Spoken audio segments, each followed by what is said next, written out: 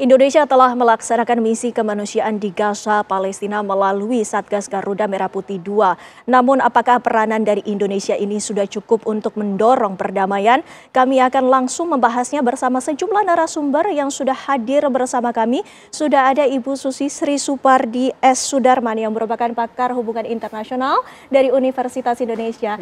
Terima kasih Ibu Susi sudah hadir bersama kami. Selamat malam. Terima kasih saya diundang. Selamat malam. Iya Ibu Susi, dan juga telah hadir pula bersama kami Komandan dari Satgas Garuda Merah Putih II, Kolonel Penerbang Puguh Yulianto. Selamat malam Pak Puguh. Selamat malam Mbak, terima kasih. Ya, dan bersama kami pula telah hadir reporter TV One yang ikut serta dalam misi kemanusiaan bersama Satgas Garuda Merah Putih II, Fahrial Nugraha, yang nanti akan menjelaskan bagaimana pengalaman Anda ya Fahrial. Baik Windy, selamat malam. Ya, malam. Dan pemirsa, kita langsung tanyakan kepada Pak Puguh terlebih dahulu. Indonesia telah melaksanakan misi kemanusiaan dengan memberikan bantuan logistik untuk warga Gaza, Palestina. Pak Puguh, bisa diceritakan apa saja yang telah dilakukan oleh Satgas Garuda Merah Putih II selama berada di Yordania, Pak Puguh? Baik Mbak, sedikit menjelaskan terkait dengan kegiatan kita di Jordania. Pada saat kita diperintah untuk berangkat oleh Bapak Presiden melaksanakan misi airdrop selama kurang lebih dari mulai tanggal 13 waktu itu berangkat sampai dengan kita selesai di Jordania tanggal 31. Ada beberapa hal yang sudah kita laksanakan. Yang pertama, kita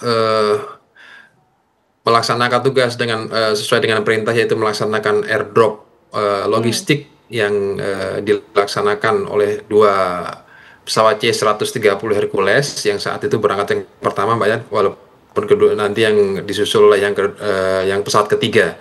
Nah, pada saat di Jordania kita bergabung dengan apa yang disebut di situ Solidarity Path Operation atau operasi bersama terkait dengan misi kemanusiaan yang diinisiasi oleh pemerintah Jordan pada saat itu. Utamanya ada Jordan Air Force. Kita bergabung di sana melaksanakan misi bantuan kemanusiaan yang sudah terkoordinir dengan baik oleh Jordan Air Force. Selama kita berada di Jordania, kita telah melaksanakan penerbangan sesuai dengan perencanaan hari per hari. Kita waktu itu mendapatkan kurang lebih 16 sortir penerbangan, dan setiap harinya kita bisa melaksanakan 2 kali penerbangan pada setiap harinya, dan alhamdulillah kita pada saat itu bisa memberikan secara optimal sejumlah 91,4 ton yang bisa kita upayakan untuk kita melaksanakan penerjunan di Gaza. Itu di situ berupa bahan makanan, kemudian obat-obatan, dan tentunya semua itu tidak lepas dari bantuan beberapa pihak yang bergabung dalam kegiatan Satgas Garuda Merah Putih ini. Di antaranya mungkin ada dari Kementerian Luar Negeri, kemudian Kementerian Pertahanan, tentunya yang paling utama Mabes TNI juga, dan tentunya ada rekan-rekan dari media, salah satunya Mas Fahrial yang bergabung dengan kita. Kita sepakat di sana melaksanakan satu tugas yang mana yang sudah kita sampaikan tadi, bahwasanya kita melaksanakan bisa mendelivery kurang lebih 91,4 ton. Itu yang bisa kita upayakan secara maksimal, Mbak. Sekian. Baik Pak Puguh, Bu Susi, ini kita sama-sama sudah mendengarkan bahwa bantuan telah diberikan ini melalui Satgas Garuda Merah Putih. Ini adalah perintah dari Presiden. Ini artinya Indonesia berkomitmen untuk mendukung dan juga membantu warga Gaza, Palestina. Upaya diplomasi juga telah diberikan sampai dengan saat ini. Apakah ini merupakan sebuah peranan yang penting bagi Indonesia dalam membantu warga Gaza, Palestina menurut Anda? Penting, cuman tidak terlalu efektif ya. Dalam artian sebagai negara yang belum punya kekuasaan yang cukup bisa melobi negara-negara untuk menghantam Israel atau men-challenge Amerika Serikat, tentunya ini adalah satu jalan yang paling mudah untuk dijalankan oleh Indonesia, yaitu humanitarian diplomacy. Tetapi sebetulnya kalau kita lebih stabil, lebih kuat, mungkin kita lebih berpengaruh ya di dunia internasional. Itu masih harus dijajaki. Sebab ini kita berhadapan dengan pemerintahan Amerika yang sudah sangat tidak mau mendengarkan kalangan lain, dan Netanyahu yang mengaitkan diri dengan kebijakan Donald Trump untuk membuat Riviera di Gaza. Akhirnya yang menjadi korban adalah negara-negara yang tidak punya kuasa untuk melawan satu kekuatan adidaya yang bersiteguh untuk melakukan pembelaan terhadap Israel. Tapi langkah-langkah yang sudah dilakukan yakni melalui humanitarian diplomasi, yakni aksi solidaritas untuk warga Gaza Palestina, bagaimana menurut Anda? Kalau airdrop susah. Sebenarnya Menteri Luar Negeri kita sudah meminta untuk land access, tapi nggak diberikan ya. Jadi akhirnya airdrop adalah satu-satunya jalan. Padahal itu seperti kalau dikatakan oleh surat kabar, dibilang seperti membuang makanan ke anjing gitu loh ya, dari atas dan nggak kelihatan orangnya. Tapi what can we do? Dalam artian nanti bertemu dengan Donald Trump, saya ingin tahu Pak Prabowo akan menyinggung hal ini apa tidak. Bantuan melalui airdrop ini tentunya berbeda karena ini adalah bantuan logistik yang kemudian dilepaskan atau diterjunkan dari udara. Fahrial, kita juga ketahui bagaimana pengalaman Anda juga ikut dalam misi kemanusiaan ini. Tentunya pesawat yang digunakan untuk menerjunkan bantuan ini berbeda dengan pesawat komersial. Bisa Anda ceritakan apa yang menjadi pembeda dari pesawat Hercules C-130 itu? Sebelumnya dapat saya ceritakan dari awal gitu, ketika memang awal penugasan yang diberikan dari kantor kepada saya ialah penugasan untuk ke Gaza.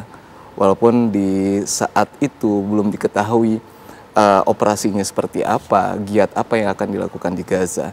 Sampai saya ingat itu pada tanggal 11, di tanggal 11 malam sekitar pukul 7:30, informasi saya dapat dari kantor.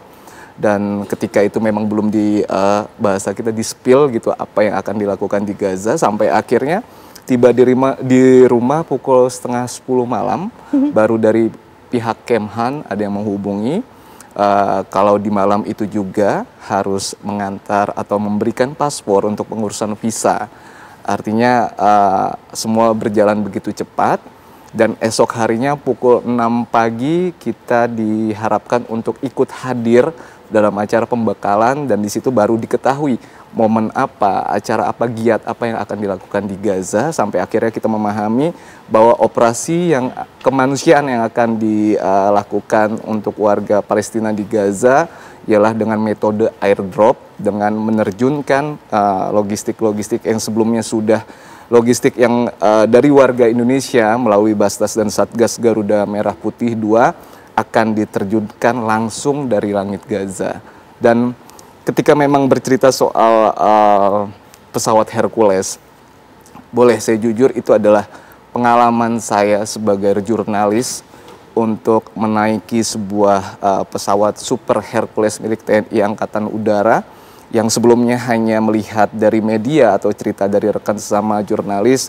Dan untuk operasi kemanusiaan di Gaza yang berjalan beberapa waktu yang lalu, itu membuat saya mungkin menjadi puncak, bisa jadi puncak sebagai pengalaman saya sebagai jurnalis, di mana saya bersama Satgas Garuda Merah Putih yang mayoritas adalah militer, kita yang sipil gitu termasuk media hanya berjumlah 6 orang, dapat dan alhamdulillah mampu menyesuaikan ritme militer yang mungkin, mohon izin Pak Puguh, sedikit lebih tegas, disiplin segala macam. Bukan berarti saya tidak disiplin, namun dalam artinya ada perbedaan gitu kan. Oke, ditahan dulu Fahrial, jangan dihabiskan langsung. Ini kita nanti kita akan membahas lagi apa saja kesulitan-kesulitannya ya Pak Puguh. Kita ingin mengetahui dalam pelaksanaan misi kemanusiaan melalui airdrop ini, apakah dari pihak tim Satgas sendiri menemukan berbagai kendala?